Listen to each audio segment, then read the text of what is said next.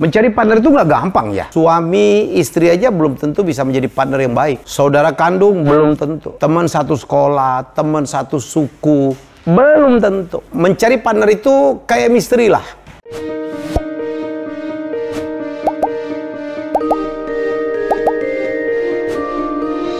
Saya juga berterima kasih ya. Nggak menyangka waktu saya mengangkat topik tentang jangan berpartner dengan orang yang nggak modal, itu ternyata mendapatkan respon luar biasa.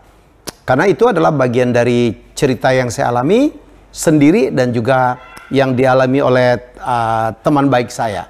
Dan ternyata setelah saya ungkap, ya, itu banyak banget, waduh Pak Elmi saya ngalamin yang sama, aduh Pak Elmi terlambat ngasih tahu, dan sebagainya. Dan terima kasih banget untuk informasi atau sharing yang demikian luar biasa. Nah, saya akan sharing satu hal, bahwa ternyata memang mencari partner itu nggak gampang ya. Nggak gampang mencari partner. Ya, suami istri aja belum tentu bisa menjadi partner yang baik. Saudara kandung belum tentu. Teman satu sekolah, teman satu suku, belum tentu. Ya, jadi mencari partner itu kayak misteri lah.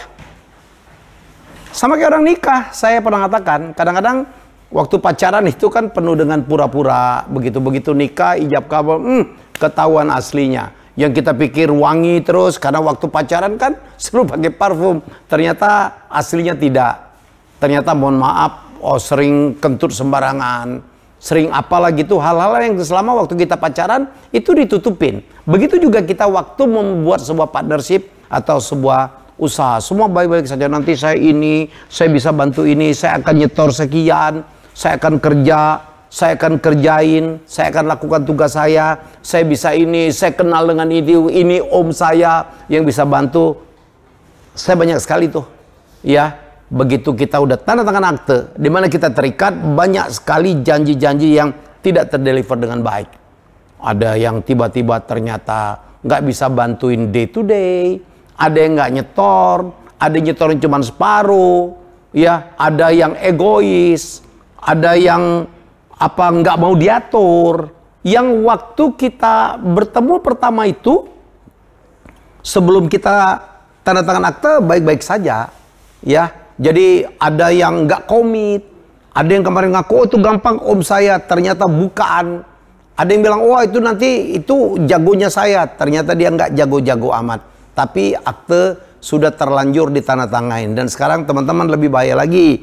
Kalau dulu kita main akte tanda tangan aja, kalau nggak jalan nggak apa-apa. Apalagi kalau belum nyetor. Sekarang nggak bisa. Saya pernah pengalaman waktu teks amnesti 2, saya tiba-tiba diminta untuk membayar ya atas dasar karena saya pernah tanda tangan suatu akte. PT-nya aja saya udah lupa. Saya bilang saya di sini juga dapat saham bonus nih. Atau nih saya belum nyetor, nggak bisa Pak. Jadi ini aturan. Sekarang orang-orang pajak dia bisa punya data dari Kemhukam ya. Kemudian dia data dari perbankan. Dia data dari mana-mana tuh yang dia bisa dia dapat, sehingga kita tidak bisa ngelak. Ya udah, kita harus bayar dendanya waktu itu cukup besar, tax amnesty. Jadi saya hanya ingin mengingatkan, sebelum Anda tanda tangan PT, Anda harus yakin betul dengan partner-partner di mana Anda tanda tangan sama-sama. Kemarin saya mengatakan bahwa jangan berpartner dengan orang yang nggak modal. Walaupun dia punya skill, walaupun dia punya network, walaupun dia punya goodwill, kalau bisa nyetorlah minimal sedikit supaya ada burden, ada tanggung jawab, ada beban supaya itu sukses. Kalau dia nggak nyetor, ya dia nothing tulus yang saya bilang. Kalau gagal, saya paling hilang tenaga doang, ya, nggak kehilangan uang. Nah hari ini saya akan mengangkat pendapat. Kalau pendapat saya udah banyak ya. Saya tulis dalam buku saya Bisnis Primbon, bagaimana cara mencari partner yang baik. Saya malah di buku ini ada subbab tentang ciri-ciri para penipu tuh, karena saya sering sekali bertemu dengan mereka ya. Ini menurut Jack Ma ya, seorang pengusaha yang kita tahu reputasinya luar biasa ya. Jack Ma bilang inilah 10 tipe orang yang bisa dijadikan partner. 1 ya, tipe teman yang mudah diajak bicara. Anda harus berpartner dengan orang yang mau diajak bicara, gampang gitu ya. mau sharing, mau menjawab. Itu penting tuh. Gampang dihubungi. Itu penting. Karena ini kan perusahaan bareng-bareng nih, sama-sama. Jangan kita berpadan dengan orang di mana orangnya nggak pernah muncul, ya kan? Nggak pernah berkontribusi apapun, dihubungin sulit, itu forget it.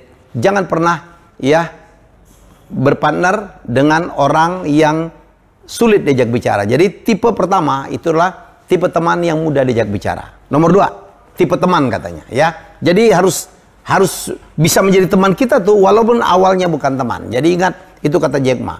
Tipe teman yang mudah diajak bicara. Yang kedua, tipe dengan nilai kehidupan yang sama.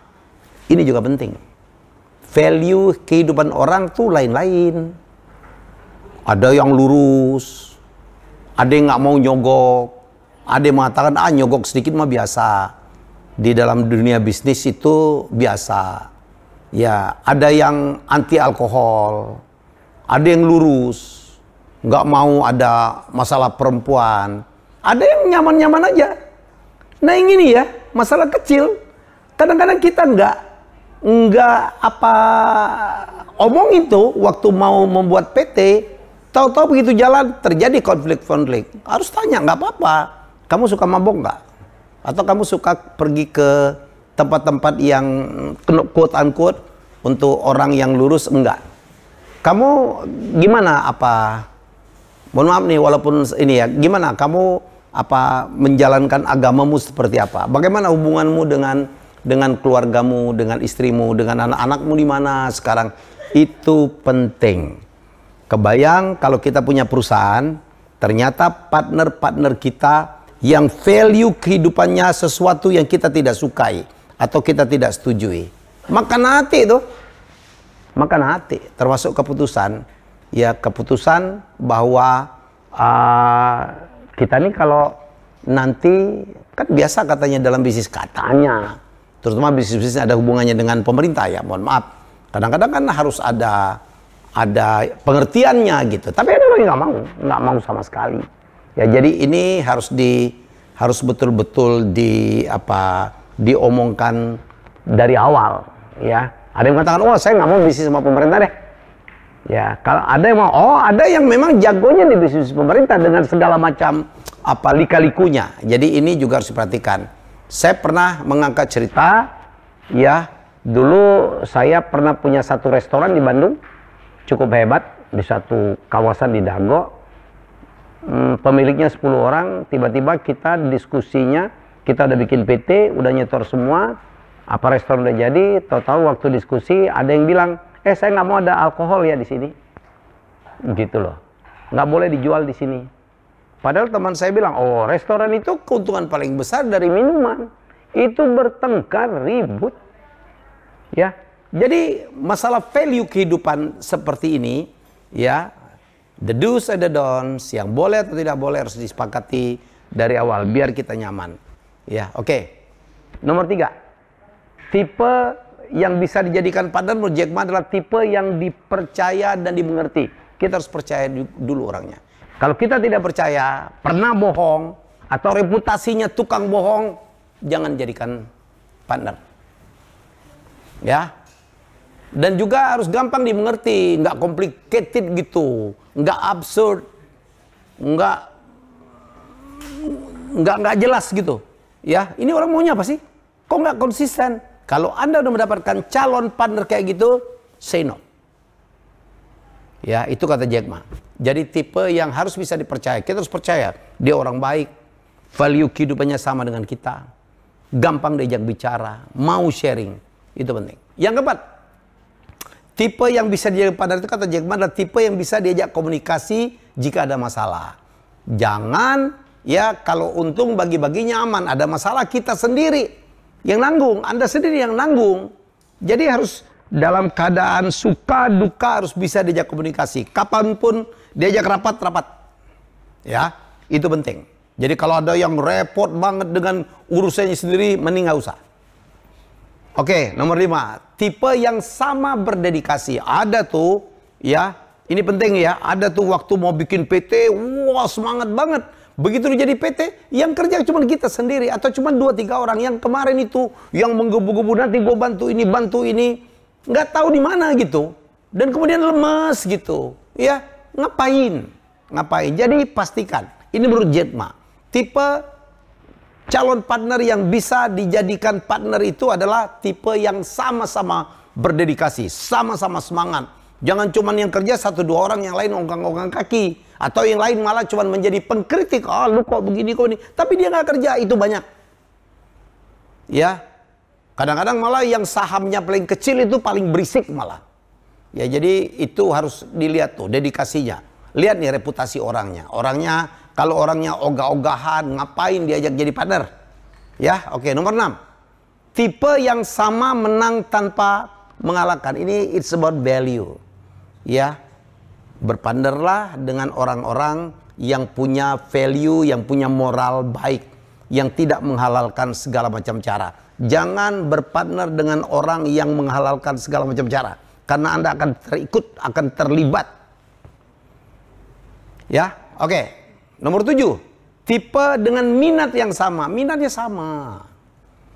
Ya, minatnya sama. Minat dalam jenis bisnis, jenis usaha, atau minat-minat yang lain, hobi, supaya enak tuh nyambung, ya kan? Sama-sama suka Harley, bikin PT, enak tuh, bisa disambil. Sama-sama suka karaoke, sama-sama suka golf misalnya, itu enak. Minatnya harus sama. Jangan satu ke sana, satu ke sini. Ah, gue nggak suka golf lu. Jadi sumber pertengkaran malah. Lu habis di waktu di Harley doang, usaha lu nggak perhatiin. Ya, jadi menurut saya harus ada kesamaan minat. Nomor 8, tipe yang mendukung Anda sepenuh hati. Orang yang support kita tuh. Partner kita harus support kita. Baik dalam berhasil, apalagi kalau dalam keadaan gagal. Ayo Pak, bangkit Pak, ayo Pak, masih bisa. Jangan cari partner yang kerjanya menyalahkan. Ada yang kerjanya menyalahkan. Tapi dia nggak kerja, tapi dia tidak memberikan kontribusi. Ya, jadi penting tuh.